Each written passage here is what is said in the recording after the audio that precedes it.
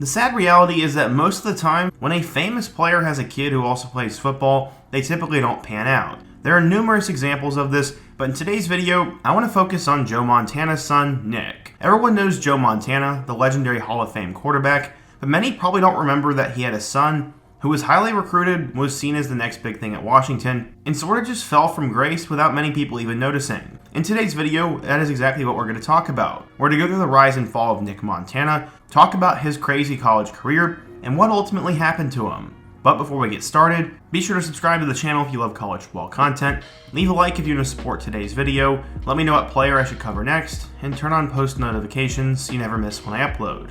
Now let's get started and talk about what happened to Nick Montana. So in order to understand what happened to Nick Montana, we first need to go back in time. Over the entire course of his career, Joe Montana played quarterback for 3 teams: Notre Dame, the San Francisco 49ers, and the Kansas City Chiefs. What's interesting is that looking back, both of his sons ended up playing quarterback for at least 3 different colleges. One, you could argue, played for 4. Nick's older brother Nate began his career as a walk-on at Notre Dame in 2008, and then in 2009 went to Pasadena City College before coming back to Notre Dame in 2010. He ended up playing 3 games as a third-string backup, and then in 2011 he went to Montana, and then after that went to West Virginia Wesleyan. He flamed out by 2012, but today we're going to be talking about his youngest son, Nick. He was only a toddler in 1994 when his dad played his 15th and final NFL season, but he quickly took a liking to football growing up, and just like his dad, he became a quarterback and got a trainer by the time he was ready to take football seriously. He ended up signing on to go with guru Steve Clarkson, who also taught USC's Matt Barkley and Notre Dame quarterback Jimmy Clausen. There was going to be high expectations for Nick because of his legacy, and thanks to the name on the back of his jersey and the DNA in his body. The comparisons were always going to be there, and his dad said, quote, "I feel bad for him with that part of it. It's just really hard expectations-wise." Nick's path was very roundabout, as he first attended De La Salle High School, but then once his older brother Nate graduated, he urged his parents to help Nick find a place where he could get a chance to pass the ball and a shot at playing in college. Eventually, Nick started to live up to the hype, as once he got to high school, he led his team to a 14-0 record, passing for 2,404 yards with 33 touchdowns in 2008. He earned the Los Angeles Newcomer of the Year award and got a ton of recruiting calls. After that, he decided to transfer to Oaks Christian, where he led them to a 14-0 record, and fun fact, played with Wayne Gretzky and Will Smith's son. There were a lot of big names in that area. From there, he got pretty much every offer in college football, but in his own words, he wanted all the hoopla to be over with, and he made a surprising decision. A few days after missing out on one of the biggest quarterback names in the country, the Huskies rebounded by getting a commitment from Nick. Many assumed that Nick would follow in his father's footsteps and play for Notre Dame.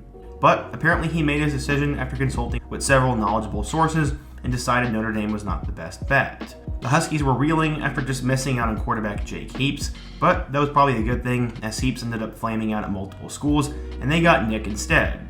The timing, though, was a bit strange. He only committed a week after this happened, and Nick said that decision had nothing to do with his own commitment. He said, quote, "Not at all. I just wanted to see the place firsthand." He was able to do that, and when he visited Washington along with his parents, he got to meet Steve Sarkisian and quarterback Jake Locker. Nick said, quote, "Sark is an awesome coach. You just have to look at all the guys he's put into the pros." While at USC, he helped coach up Carson Palmer, Matt Leinart, and Mark Sanchez. Eventually, Montana signed with Washington over offers from Notre Dame, LSU, Ohio State, Stanford, Bama, and Georgia. Fun fact, Ohio State recruited him really hard, and Jim Tressel even went as far to promise Montana that he would not recruit any other quarterback for the 2010 class if he decided to come to Ohio State. Montana said he had originally planned to take much of the summer to make his decision, but after visiting Washington, everything got a lot easier and it cleared it all up, and he decided to get it over with. Many were wondering why he would go to Washington, as they had just finished the year 0-12 the season prior, and many thought that they'd be wasting his talent. He said, quote, "Sarkisian is going to get the place turned around." That's all he really had to say. He was a pretty big deal, as according to 24/7 Sports, he was a 4-star recruit, the number 13 pro-style quarterback, and the 242nd best player in the class of 2010. So, how did he end up doing at Washington? Obviously, when you're Joe Montana's son, you're going to get a considerable amount of hype when you get to college, and when he landed at Washington, there was a lot of fanfare behind him. He was part of Steve Sark's second class, and was one of his first big quarterback commits. Unfortunately for Nick, he was beaten out for the starting role by Keith Price. In that season, Price went on to become one of the better quarterbacks in the country, throwing for a school record 33 touchdowns.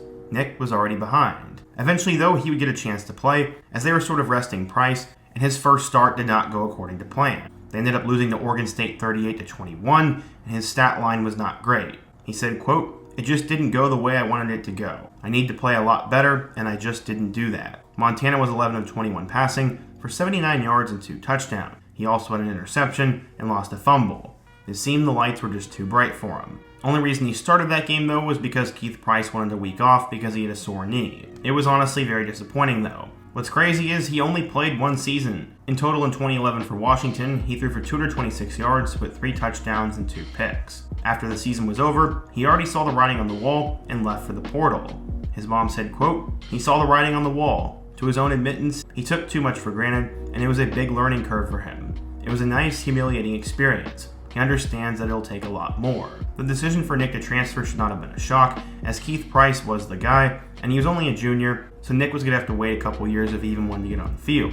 It also seemed that Nick wasn't a great fit in Washington's offense, as he did get a little bit of playing time during his Washington career, but he looked overwhelmed, and the offense was obviously scaled down when he was under center, and he still couldn't really execute. After this was over, Nick asked his parents to help him with the transfer, and this time they decided to go the JUCO route so he could play rather than sit out a year. This was before you could hop in the portal and find a new school and play right away. Joe said, quote, "He didn't want to sit. Sitting out bothered him more than playing at JUCO, and our hats are off to him. He could have failed." He would decide to go the JUCO route, obviously, and decided to attend Mount San Antonio College. San Antonio is a 2-year community college, and it was located in the suburbs of LA.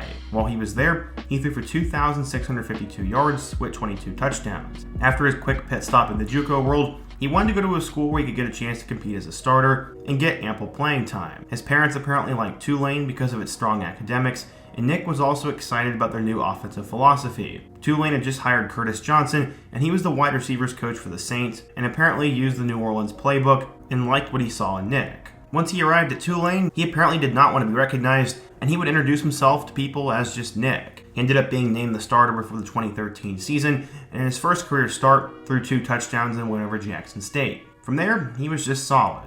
He had over 200 yards and 2 touchdowns in a win against Louisiana Tech, started in a loss to Syracuse, and then had a lot of average performances before 3 touchdowns and a dominating win over UTEP. He ended up leading them to a bowl game where they would lose by 3 to Louisiana Lafayette. On the year, Montana would finish with 1,717 yards, 14 touchdowns, and 10 picks. By no means were those great numbers. He did lead Tulane to their first bowl game since 2002 though, but he was on thin ice going into 2014. During that season, he ended up losing the starting nod to Tanner Lee, but still in the process, Nick started 2 games once Lee went down with injury.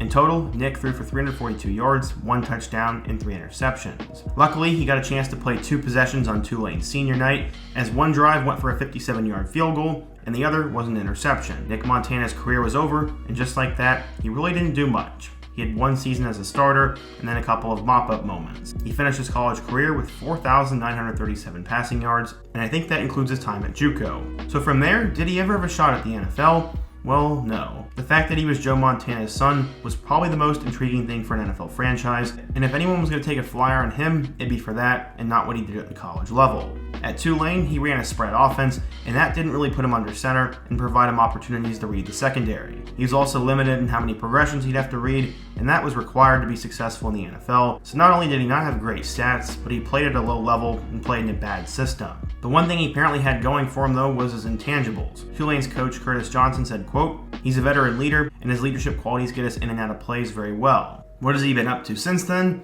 I can't really figure out much. I looked at his social media, and he posted a lot of fun pictures it seemed, and according to his LinkedIn, he's doing some stuff with investments. I don't think he went into coaching or anything like that, but it's definitely interesting to see what happened to him. For a guy who was a 4-star recruit and the son of a legend, his career kind of passed by without a lot of talk. Maybe that was because it was before I started watching, but I never really hear about Joe Montana's kids, and I hope you guys enjoyed this feature. If you did, be sure to leave a like, let me know your thoughts on Nick Montana, and also what topic or player I should cover next. Before you go, don't forget to also subscribe and check out all my other videos on the end screen, including my video about the rise of Ollie Gordon.